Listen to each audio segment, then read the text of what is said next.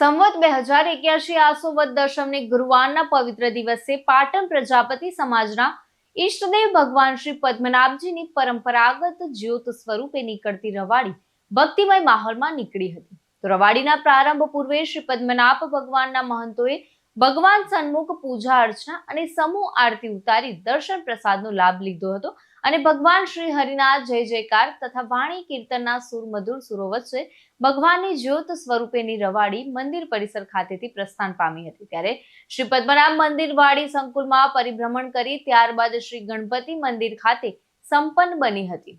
તો શ્રી પદ્મનાભ ભગવાનની જ્યોત સ્વરૂપે નીકળેલી આ રવાડીના પાવન પર્વ પ્રસંગે શ્રી પદ્મનાભ ભગવાન મંદિરના મહંતો, શ્રી પદ્મનાભ વાડી ટ્રસ્ટના પ્રમુખ યશપાલ સ્વામી, સ્વામી પરિવારના પ્રમુખ શાંતિભાઈ સ્વામી સહિત મોટી સંખ્યામાં પાટણ પ્રજાપતિ સમાજના પરિવારજનો અને શ્રી પદ્મનાભ ભગવાનના હરિભક્તોએ ઉપસ્થિત રહી ધન્યતા અનુભવી હતી.